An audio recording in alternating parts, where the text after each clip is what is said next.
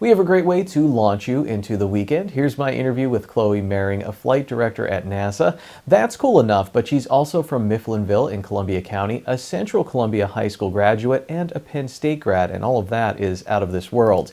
In our latest Taking Up Space segment, we'll talk about returning people to the moon, an epic first landing of the Boeing Starliner spacecraft, and the Bloomsburg Fair.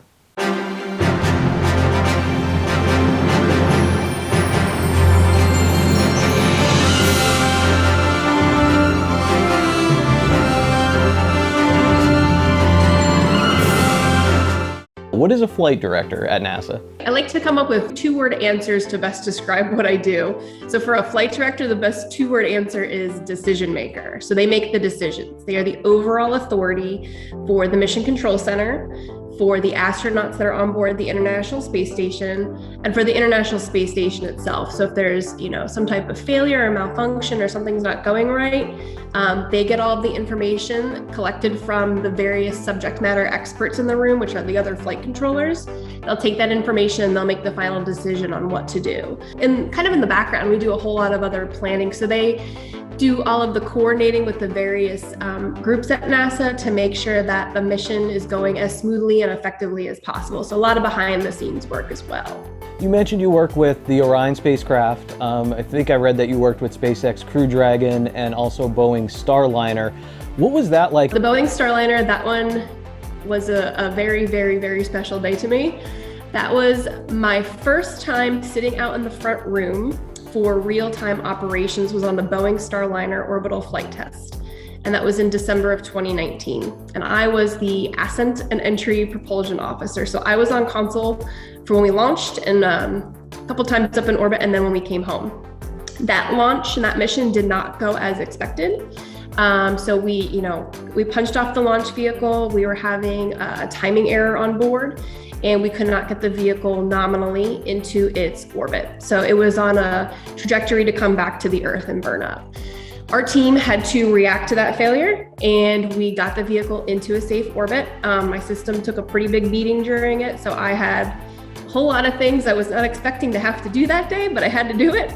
And then we worked together as a team to make sure that it was safe to come back home and fix any other issues that were going on. So it was one of those, a very special moment to me, it's one of those days I'm never, ever going to forget. So as we like to say, we earned our paychecks that day. And Starliner touches down in the desert in New Mexico. An historic landing in White Sands, New Mexico concludes the first flight test of Boeing's Starliner spacecraft, the first time an American-made, human-rated capsule has landed on land. I was following along with a lot of people, on Twitter about just how amazing it was. You were able to bring the vehicle back, get the data, and let's do this again. Like, it was a true victory there. And it seems like that is spaceflight. Like, sometimes things don't go as expected and you have to make the best of it. And that goes all the way back to the days of like Apollo 13 and that. Like, you just have to find a way to the best scenario. I always say it's probably the closest to Apollo 13 it's gotten, but without people on board, fortunately. Now, if we had crew on board, I think we actually would have been in a lot better shape than we were. Which is good news for the future. But yeah, it was, and it was hard reading some of the headlines because you only saw the negative in the press, and really the teamwork that went in to make that successful and being able to land basically on the bullseye of where our landing site was, it was a phenomenal feat by that flight control team. So everybody worked together so well.